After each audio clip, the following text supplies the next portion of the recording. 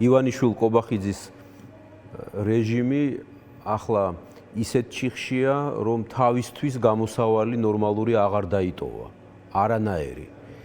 და მე ვხვდები, რომ ისევ აქეთ ამ ხარის იმ ადამიანების, ვინც გრძნოთ პასუხისმგებლობას სახელმწიფოს წინაშე, გარკვეული ვალდებულებაცაა, რომ ვიფიქროთ, თქვენ წარმოიდგინეთ ამ დიდ გლობალურ გამოსავალზე, იმიტომ რომ ამათ ხელში გამოსავალი და ნორმალურობა ჩემთვის ახლა გულწრფელად გეტყვით აღარ არსებობს.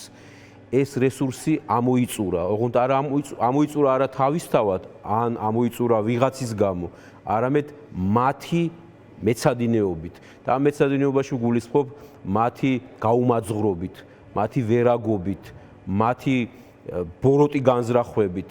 მაგრამ ჩვენ ხვდებით, ჩვენ ვინც ვართ პროტესტში, ჩვენ ვინც ვცდილობთ ვიპოვოთ კრიზისიდან გამოსავალი, თუმცა თქვენ იკითხეთ კრიზისის რა ფაზა არისო და მე გეტყვით, რომ უკიდურესი ფაზაა, უკიდურესი. ხო და აი ამ გამოსავალზე ერთი მხრივ ფიქრი და მეორე მხრივ მსჯელობა იმაზე, სად ვართ, მე მაძლევს იმის თქმის უფლებას, რომ გარკვეულწილად არაორდინალური ნაბიჯებია გადასადგმელი. მაგალითად ის ერთი მხრივ ის, რომ აუცილებელია ძალიან სწრაფად, ძალიან მცირე დროში, პირველად ამას არ ვამბობ, პროტესტში მყოფი ადამიანების გარკვეული ნაწილის გაერთიანება საზოგადოებრივ პოლიტიკურ მოძრაობაში. ეს იქნებოდა ჩემი დაკვირვებით ისეთი ახალი სივრცე, რომელიც უპირველესად ისარგებლებდა, იცით რით, რაც არავის არ აქვს. არ აქვს თავისთავად რახანია, საერთოდ არ აქვს, ამისგან განძარცვულია ივანიშვილ კობახიძის დაჯგუფება, მაგრამ ამის კატასტროფული დეფიციტია ასევე დღეს არსებულ პოლიტიკურ ოპოზიციურ ველზე. ეს არის ერთადერთი რამ, რასაც ქვია ნდობა, რომელიც არის დაფუძნებული სიმართლეზე, რომელიც მოპოვებულია საკუთარი ნაბიჯებით, საკუთარი ქმედებით, საკუთარი სიტყვის და ქმედების ერთიანობით. ამას ვერ იყიდი. ივანიშვილი კი ცდილობს ყველაფერი და ყველა იყიდოს, მაგრამ აი ერთადერთი, რასაც ვერ ყიდულობს, აი ეს არის სწორედ. და ეს მართლა საბადო არის ამ ადამიანებში და არის უხვად. ამიტომაც მე ვფიქრობ, ახლა ყოველგვარი ყოყმანის გარეშე არის გადასადგმელი რამდენიმე ნაბიჯი ამ მიმართულებით და თან რომ ვამბობ, ახლა ვგულისხმობ იმას, რომ შეიძლება კი არ მინდა ამის თქმა, მაგრამ შეიძლება ისე დაგვიანდეს შემდეგ, რომ აზრის კი დაკარგოს. მე მესმის იმ ადამიანების, ვინც პროტესტშია და ფიქრობს, რომ ამაზე მეტი რა გავაკეთოთ. აი თავს ვწირავთ, მზად ვართ ციხეში მოვხვდეთ, მზად ვართ ამ ახალი დრაკონული კანონებით სულაც სისხლის სამართლის დამნაშავეებად გამოგვაცხადოს რეჟიმმა, რაღა უნდა იყოს მეტი თითქოს ამ ადამიანების პროტესტზე დგას დღეს ამ რეჟიმის არალეგიტიმურობაც, ის რომ დასავლეთი არ აღიარებს მას და მზად არის უკიდურესი სანქციები გამოუცხადოს და ასევე ეს არის ნდობა. მე ვიტყოდი, აი ერთადერთი ნდობის სხივი, რაც დანარჩენ საზოგადოებას 100,000-ობით ადამიანს საქართველოში, ვინც რუსთაველზე არ არის, მაგრამ ვისაც ეზიზღება ეს რეჟიმი, ასევე იმედის სხივს აძლევს და თითქოს მე შეიძლება ოპონენტმა მითხრას ახლა კიდევ რაღა უნდა ქნან ამ ადამიანებმა და მე მაინც გავკადნიერდები და ვიტყვი, სწორედ მათ ხელშია ახლა აი ამ გადაწყვეტილების მიღება დროულად, რომ შეიქმნას საზოგადოებრივი პოლიტიკური მოძრაობა მათი მეთვალყურეობით, მათი ჩართულობით, ისინი უნდა იყვნენ ბირთში და თავადვე შეარჩიონ სხვები. რა უნდა აკეთოს აი ამ მოძრაობამ, რა უნდა აკეთოს მაშინ? უნდა შექმნას ახალი პოლიტიკური დღის წესრიგი, რაც დღეს ჩვენ მოდით ვაღიაროთ, არ გვაქვს უბრალოდ აი ესე რომ აიღოთ გამადიდებელი და ეძებოთ, ვერ იპოვით. და ეს ყველაზე მეტად ასულდგმულებს დღეს ივანიშვილ კობახიძის კრიმინალურ რეჟიმს. არაფერი ივანიშვილ კობახიძის რეჟიმს შეგნებულად ვამბობ ერთად, თან მხოლოდ ივანიშვილს არ ვამბობ. ამ რეჟიმს არაფერი ისე არ ასაზრდოებს, არაფერი ისე არ კვებავს, როგორც ამ სწორი პოლიტიკური დღის წესრიგის არარსებობა. კობახიძე რატო დაამატეთ? კობახიძე არ არის ივანიშვილი. ის დაემატა. აქამდე ჩვენ ყოველთვის თქვენთან მათ შორის გადაცემებში როცა კი მე ვყოფილ ვარ, გულისხმობ ბოლო დრომდე ვამბობდით რომ მხოლოდ ივანიშვილი და ყველა პრემიერი მის მიერ დანიშნული, ვინც კი გვახსოვს ბოლო წლების განმავლობაში, მხოლოდ თანაშემწე იყო მისი გარკვეული მანდატით და გარკვეული დროით, ხვალ რომ ორშაბათი თენდება, შეეძლო მისი უბრალოდ მოსროლაც კი, მაგრამ ყობახიძის შემთხვევა ვფიქრობ, მაინც განსაკუთრებულია, იმიტომ რომ სხვადასხვა გარემოების გამო ამ ადამიანმა და მათ შორის მე ვაღიარებ ამას საჯაროდ საკუთარი უნარის გამოც, გარკვეული გამჭრიახობის გამოც, სვლების ცოდნის გამოც, მაგრამ ეს არ არის გადამწყვეტი ფაქტორი, მოახერხა. ხედავთ ბატონო არმაზ ყობახიძის სვლებია და არა ივანიშვილის. ანუ ყობახიძე როგორც აფასებდნენ პოლიტიკოსები რაღაც ივანიშვილის მარიონეტი აღარ არის და შესაძლოა დამოუკიდებლადაც რაღაც სვლებს ანხორციელებდეს. მე გეტყვით ასეთ რამეს რომ შეიძლება არ იყო ივანიშვილის მარიონეტი, მაგრამ მარიონეტი იყო.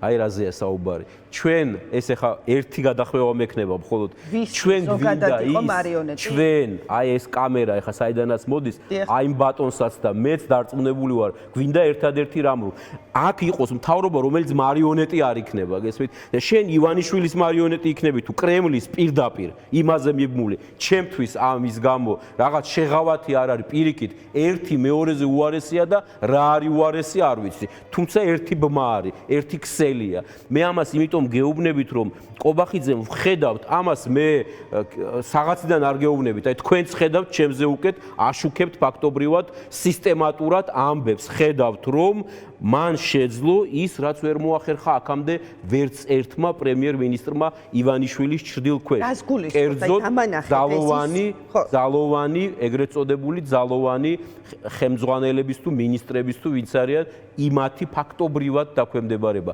იმათი შერჩევა ისე რომ ივანიშვილის ხელი აქვს მანდამაინც არ ჩანს და თუ კარგად დავაკვირდებით აღმოვაჩენთ რომ არ ჩანს იმიტომ რომ ძალიან რთული წარმოსადგენი იყო ერთი მხრივ ლილუაშვილ გომელაურ რიჟვაძე ღარიბაშვილის ასე ჩაჩოჩება და მეორე მხრივ არა უბრალოდ ჩაჩოჩება და სადღაც სასათბურე პირობებში მათი დატოვება არამედ ფაქტობრივად საქმეების აღძვრა და თითოეულის ქვეშ ცეცხლი ეს ივანიშვილს კი არ უნდა და ყობახიძემ მოახერხა ამას მეუბნები მე თუ მკითხავთ მე მიმაჩნია რომ მოახერხა ივანიშვილის ნებართვის გარეშე აი ღარიბაშვილზე როდესაც საუბრობთ ხომ აი ღარიბაშვილზე ახლო ადამიანი ხომ ივანიშვილისთვის ყოველ შემთხვევაში რაც ისე საჯაროდ ჩანდა ძალიან ცოტა იყო მის გარშემო აი როგორ შეეძლო ეს მოეხერხებინა ირაკლი ყობახიძეს ბიძინა ივანიშვილს რომ არ დასჭირებოდა რომ ღარიბაშვილისთვის ის დაემართათ რაც დამართეს ხომ რეპუტაციულად ნუ ის რომ სასამართლოებში ატარეს და დღეს თავისუფლებაზეა ეს კიდე ალბათ ცალკე ფასია რომლის გადახდას მას მოუწევს მაგრამ ფაქტია რომ რეპუტაციულად ის უკვე განადგურებულია პირველ რიგში ქართული ოცნების დამომრჩევლის თვალში საქმე ისაა რომ ზოგჯერ კი ჩვენთან გონიათ რომ ივანიშვილი როცა ასე ჩანდა რომ ის არის ერთადერთი და არავის ის არ ექვემდებარება მაგრამ ეს არც მაშინ იყო ასე და არც ახლა მით უმეტეს იმიტომ რომ ივანიშვილი ვერ მოქმედებს დამოუკიდებლად, ვერც მოქმედებდა და ვერც მოქმედებს. ივანიშვილი რომ იყოს ხალხის მიერ არჩეული დემოკრატიული მანდატით, ნორმალურ პირობებში, გასაგებია, მას ექნება ვალდებულება მხოლოდ თქვენთან, ჩემთან და რამდენიმე მილიონ მოქალაქესთან ჩვენი ქვეყნის. ეს ასე არ არის. მას ეს მანდატი რეალურად არ გააჩნია, მეორე მხრივ ის არის მიბმული კრემლის დღის წესრიგზე შესაბამისად რა თქმა უნდა არც ივანიშვილს კითხავენ როდის უნდა წავიდეს როდის უნდა ჩამოშორდეს მართვის სადავეებს და არც იმას კითხავენ რა ტემპით და რა ვითარებაში უნდა მოხდეს ეს გადაწყვეტილებები საუბედუროდ საქართველოსთან დაკავშირებით თბილისში არ მიიღება მესმის აი ბატონო არმაზ აი არ ვიცი აი წარმოვიდგინოთ რომ მე ვარ ივანიშვილი რომელმაც ვიცი მათ შორის ღარიბაშვილი, ლილუაშვილი თუ სხვა ჩინოვნიკები რა გზებით და როგორ მდიდრდებიან. ხო ეს სიახლე არ ვიცი, ორი კვირის წინ არ გავუგია დარწმუნებული ვარ. ბიძინა ივანიშვილს რომ ღარიბაშვილი რაღაცა არალეგალურად ფულს იპარავდა. უცებ ყობახიძე აღმოჩნდი, რომელიც პრემიერი ვარ და ივანიშვილთან მივდივარ და ვარწმუნებ რომ აი ამდენი წლის განმავლობაში რომ იცოდი ეს ადამიანები რა დანაშაულსაც ჩადიოდნენ, მოდი ეხლა ვაგებინოთ ამაზე პასუხი.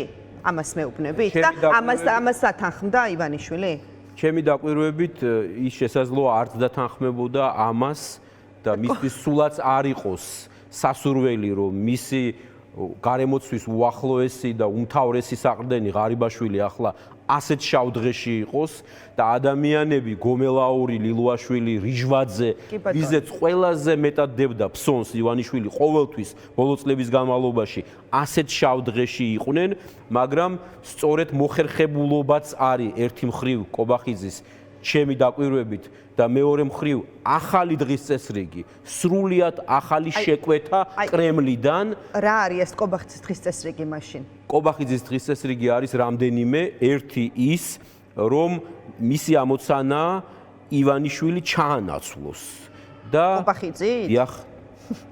კობახიძე ჩაანაცვლებს ივანიშვილს თუ მას ეს დასცალდა. თუ ჩვენ მივეცით ამის საშუალება, ვგულისხმობ თუ არ შეიცვალა რადიკალურად ვითარება პოლიტიკური ქვეყანაში, რა თქმა უნდა ეს დღის წესრიგია ახლა და ამას გაყვება. აქეთ მიდის ყველაფერი. მეორე მხრივ მიმაჩნია რომ კრემლის ინტერესია დღეს ყავდეს აქ გრძელვადიანი სტაბილური პარტნიორი და იმ ადამიანებს შორის, ვინც დღეს ასპარეზზეა, გასაგებია რომ თვარიდან ჩამოყვანა საქართველოში ვერ მოხერხდება კრემლის მიერ, ასეთ მცდელობები წარსულში ყოფილა, ვერ მოხერხდება, ვერც ვიღაც ძველი ოდიოზური ფიგურების გაცოცხლება მოხდება. გამზადებული, გეტყოდით ასე, გამზადებული ყავთ კობახიძე, რომელიც ერთგულად ემსახურება რუსულ ინტერესს საქართველოში, რომელმაც შეძლო და ამ ეტაპზე როგორც ჩანს, ყველა დავალება გათვლილი თუ გათვალისწინებული გეგმით საკმარისად კარგად შეასრულა, ამიტომაც შეიძლება როგორც ჩანს კრემლის მხრიდან მისი ნდობა და ადრე თუ გვიან ივანიშვილის მიღმა თან? დიახ, ივანიშვილის მიღმა. ბატონო, ცუდად არ გამიგებ. ეხლა გჯერათ, რასაც მეუბნებით, რომ რაღაცა ივანიშვილი და კობახიძე ცოტა ცალ-ცალკე ამბავია და შესაძლოა კრემლმა ივანიშვილი ჩააჩოჩოს და კობახიძეზე დადოს ფსონი. ანუ აი ივანიშვილი და კობახიძე რო ცალკეა, ამის გჯერათ? ივანიშვილი და კობახიძე რო ცალკე იყვნენ, მე არ ვიტყოდი ივანიშვილ კობახიძის დაჯგუფება მეთქი. ეს ერთი, მეორე მეგითხარით რომ კობახიძე ემზადება იმისთვის რომ ჩაანაცვლოს ივანიშვილი და არაფერი გაგიკვირდეთ. ეს ივანიშვილს უნდა ალბათ, ხო? არაფერი გაგიკვირდეთ, იმიტომ რომ 2013 წლიდან, როცა ივანიშვილი პირველად გადადგა პრემიერობიდან, მე მაშინ იქ ვიყავი. და ღარიბაშვილი გახდა პრემიერ-მინისტრი, აი იმ დროიდან მოყოლებული, რა თქმა უნდა, არაერთს გაჩენია იქ სურვილი, რომ ივანიშვილი, როცა ამოწურავდა თავის რესურსს, თავის ვადას, ასე ვთქვათ, მმართველობის თუ გავლენის თუ მეფობის, ამის შემდეგ ვინ დარჩებოდა მმართველი.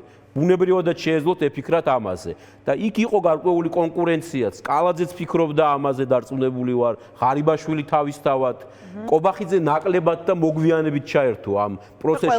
პირდაპირ გეტყვით, რომ მე ერთი მხრივ დიახ, ყველას აჯობა, მეორე მხრივ კობახიძეს კი უნდა ახლა აჩვენოს რომ ყველაფერი რაც ხდებოდა კორუფციასთან მიმართებაში ღარიბაშვილის დროს იყო და თითქოს ის ამაში არ მონაწილეობდა. პირადად მონაწილეობდა თუ არა კობახიძე, ეს მას არათავისუფლებს პასუხისმგებლობისგან, იმიტომ რომ თქვენ მე მგონი და მე არ ვიყავით ოცნების თავმჯდომარე შარშან და შარშან წინ. კობახიძე იყო და პარლამენტისაც არა მარტო ყველა ორგანოსი, რასაც უნდა იკონტროლებინა ღარიბაშვილი. დიახ, ასია და მართველი ძალა ნებისმიერ არათუ დემოკრატიულ ოდნავ დემოკრატიულ ან დემოკრატიულთან მიახლოებულ ვითარებაშიც კი ასეთი კრიზისის, ღრმა კრიზისის დროს, რაც ახლა მაგათ უდგათ თავად პარტიაში, რა თქმა უნდა, ღებულობს გადაწყვეტილებას არჩევნების, ვადამდელი არჩევნების დანიშვნის, იმიტომ რომ ნდობა დაკარგეს, გესმით, როგორ შეიძლება წარმოიდგინო, რომ კორუფციის ასეთი მასშტაბი